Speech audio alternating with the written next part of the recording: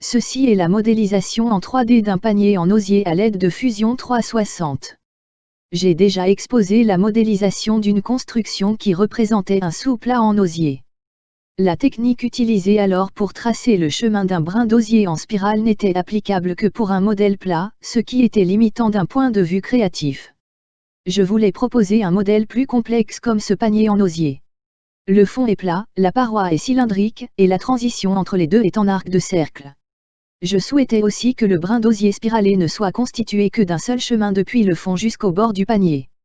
Aujourd'hui ce défi est relevé et cette présentation en montre le résultat. Je reviens quelques pas en arrière afin de montrer la mise en volume. Je choisis le seul et unique chemin spiralé pour mettre en volume un premier brin d'osier. Le paramètre dia-S est le diamètre du brin spiralé.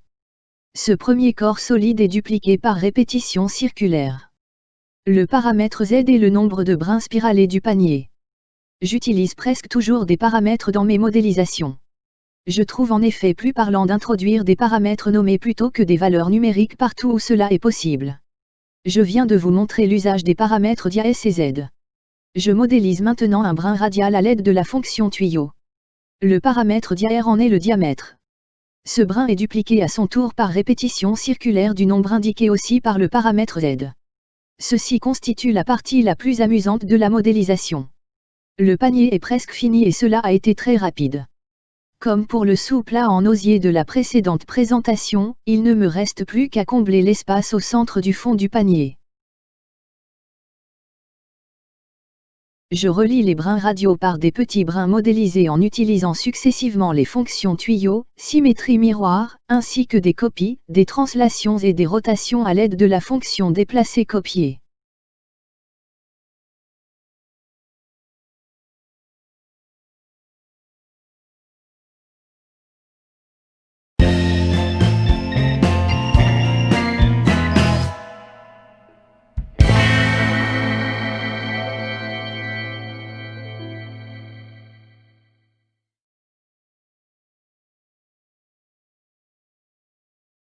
Les connexions définitives aux brins radiaux sont effectuées à l'aide de la fonction lissage pour laquelle je sélectionne l'option de tangence G1.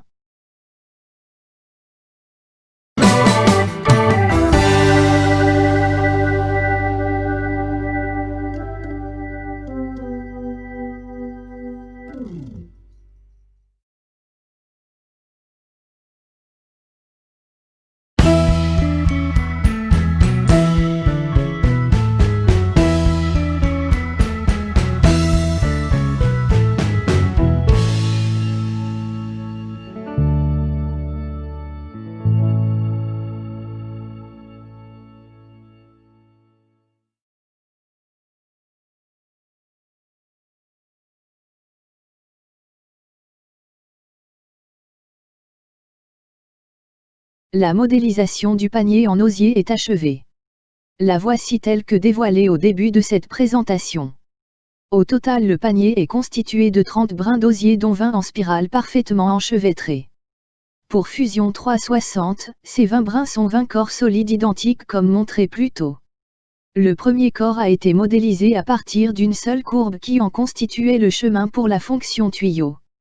Je vous ai montré brièvement en début de présentation les esquisses qui m'ont permis de construire cette courbe, de la seconde 12 à la seconde 35. C'est une courbe libre construite par interpolation à partir de plus de 240 points. J'ai eu quelques difficultés pour relier ces 240 points. J'ai ainsi dû garder mon attention pendant plus d'une demi-heure. C'était d'autant plus difficile lors de la progression que Fusion 360 répondait de manière de plus en plus saccadée. En fin de tracé, le logiciel se figeait 3 à 4 secondes à chaque point, ce qui rendait l'opération plus délicate encore. Et puis vint le moment de finaliser la courbe. Fusion 360 est resté figé pendant plus d'une demi-heure. C'est avec soulagement que je vous montre maintenant le résultat. Mais avant de tracer la courbe libre, j'ai dû placer tous ces points. Je n'ai pas eu besoin de calculatrice ni d'établir une liste de valeurs à l'avance. J'ai placé ces points géométriquement et de manière itérative. Le fait d'utiliser des paramètres plutôt que des valeurs numériques est d'une aide redoutable. Je ne vous cache pas qu'il m'a fallu plusieurs heures pour tracer ces points sur l'ensemble des esquisses. Ce n'est pas très difficile mais il faut être méticuleux. Je vous montre dans cette fin de présentation comment j'ai placé les points de la partie cylindrique du panier. Merci, à bientôt.